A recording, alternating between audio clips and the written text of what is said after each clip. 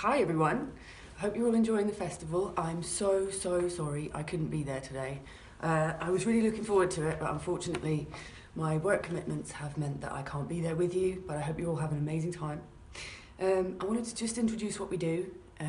Raw Pursuits comes from a few years ago. I used to work for the local authority and they put me in charge of about 2,000 people and helped them to get jobs. That was my job. And I did that for a few years. And then they gave me 120 young people and said, can you do the same thing? I thought, yeah, okay, try, why not? We did really well, 76% onward employment.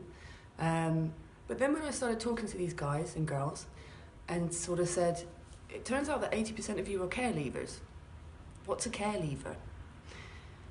And basically a care leaver or care experienced person is a child that for whatever reason couldn't grow up at home with mum and dad, usually because of abuse and many other circumstances which led them to be in care. So I said to them, look, you guys have got more barriers than the average person. Can you tell me what you need? Because employability, yeah, that's important. But a lot of you are homeless, a lot of you are dealing with addictions, a lot of you are having really terrible outcomes. How can we help? And one of them said, can you teach me about healthy relationships because I don't know what one looks like? And one of the guys said, you know, I'm rough sleeping at the moment, or sofa surfing. So there became a bit of a pattern here. And I thought, okay, I'm going to go away and we do some research. And I spent probably 2 years doing that, looking really at the issues that they were facing and finding out what they needed. And basically they wanted to do face-to-face training with someone to teach them the life skills that mum and dad would have taught them. So we did that. I sat down with them, we've designed all the training together. The great thing about us is I also grew up in a school, so I'm also care experienced to a certain extent. And everything that we've written, everything that we do, from the business cards to the posters to the training to everything, is completely user-led, which is a first for this country, and in fact, probably the world. Most times you've got a local authority or somebody who makes decisions for these kids. Generally they're not involved in that conversation. So what we're doing is pretty cool. Just to give you a taste, let's try something.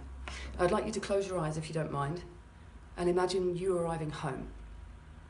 You're told there's someone in your bedroom, and as you climb the stairs you realise the bedroom door is open and there's someone stood by the door. They're looking back into the room holding a black bin bag. They tell you it's no longer safe for you to stay here. He's put some clothes, toiletries and the rest of what he's considering your essentials into this black bin bag and says it's time to go.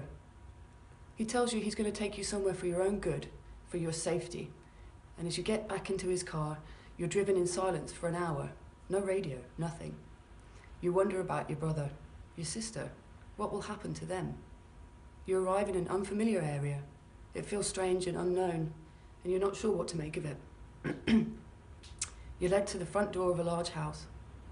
It has security cameras and security doors, and you're shown to your new room. The walls are blank, the air is dusty. He places your bin bag on the bed, and before he turns to leave, he says, please give me your phone. So you hand it over, and he puts it in his pocket and says, you can't have this back, I'm afraid. We can't risk anyone finding out where you are. He tells you you're safe now and shuts the door behind him, leaving you alone. How do you feel?